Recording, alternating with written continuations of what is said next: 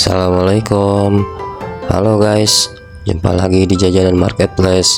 Guys, masih ingat nggak dengan video kita yang sebelumnya? Di sini laptop kita ada masalah dengan suaranya ya guys, dan setelah kita cek ternyata memang dari speakernya yang rusak ya guys.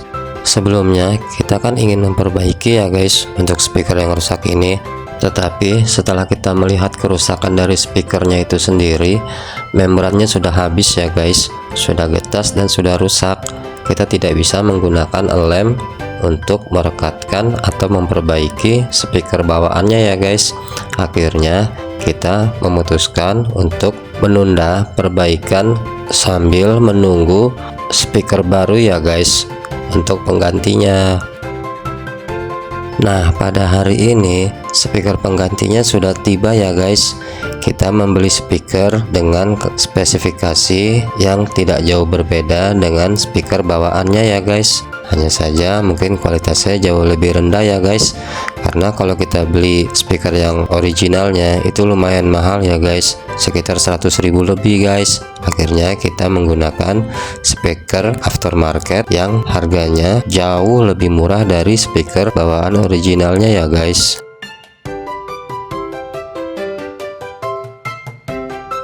Guys, inilah resiko jika kita tidak membeli produk yang bukan originalnya ya guys. Ada sedikit perbedaan, diantaranya adalah soket yang harus kita colokkan ke motherboardnya guys. Di sini kita harus melakukan penyesuaian soketnya ya guys. Kita akan menggunakan kembali soket dari speaker originalnya ya guys. Mau tidak mau harus kita potong ya guys, dan kita tempelkan ke speaker produk aftermarketnya ya guys.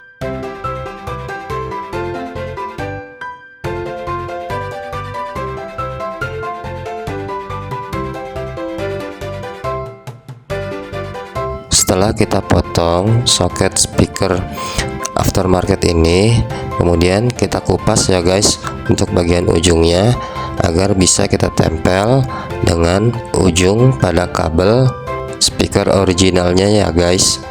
Di sini saya menyarankan kita menyiapkan kabel heatshrink untuk menutup hasil sambungan ya guys, karena kalau kita menggunakan isolasi listrik pasti akan sulit untuk menutupnya ya guys.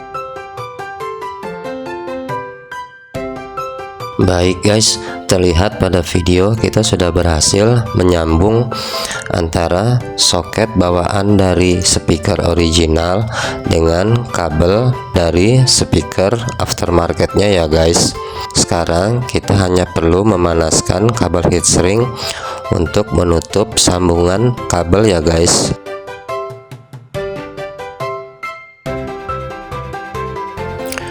Untuk langkah selanjutnya kita akan memasang kembali motherboard pada tempatnya ya guys. Kemudian kita lanjutkan dengan pemasangan kabel-kabel fleksibel yang menghubungkan motherboard dengan komponennya ya guys. Langkah berikutnya kita lakukan pemasangan baut motherboardnya ya guys. Untuk cara penyambungan kabelnya, kami menggunakan penyambungan yang disolder ya guys, agar sambungannya kuat. Karena kalau kami hanya menggunakan lilitan seperti biasa, kami khawatir karena kabelnya terlalu kecil maka akan mudah sekali lepas ya guys.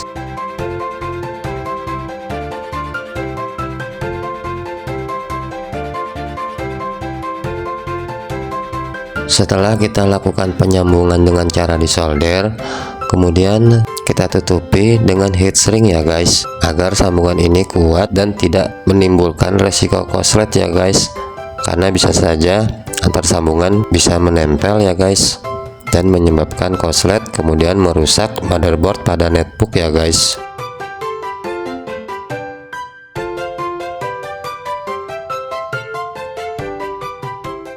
Di sini kita lakukan pengujian dari hasil penyambungan kabel kita ya guys. Terlihat pada video kita sudah men-setting tingkat volume 100% ya guys. Kemudian di YouTube-nya juga kita sudah setting tingkat volume 100% ya guys. Memang untuk kualitas speaker aftermarket tidak sebaik dan sejernih dari speaker original bawaan dari netbooknya ya guys. Baik guys, selanjutnya kita akan melakukan uji fungsi pada netbook ya guys. Di sini saya akan melakukan uji fungsi papan sentuh dengan cara menggerakkan kursor lewat papan sentuh ya guys, tidak menggunakan mouse. Guys, untuk pengujian ini sebenarnya tujuannya agar jangan sampai ketika sudah kita pasang semua ternyata touchpad atau papan sentuhnya ini tidak berfungsi guys, hanya karena kita lupa memasukkan kabel fleksibel papan sentuh ke dalam soketnya atau ada kendala pada kabel fleksibelnya guys. Baik guys, setelah uji fungsi semua yang ada pada komponen netbook ini tidak ada masalah, selanjutnya kita akan melakukan pemasangan keyboard dan bagian part lainnya ya guys.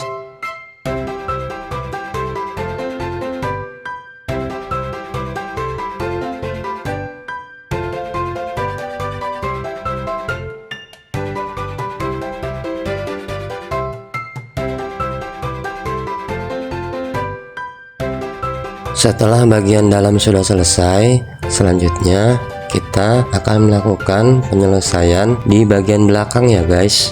Di sini perlu juga kita perhatikan untuk pemasangan bautnya, jangan sampai ada yang berkurang ya guys, karena nanti akan menghasilkan baut yang berlebih guys.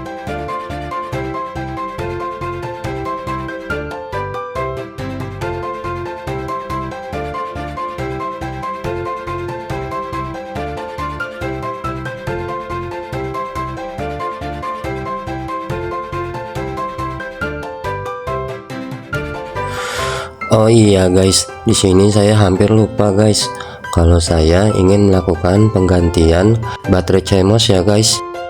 Untuk baterai CMOS-nya sendiri spesifikasinya seperti ini ya guys.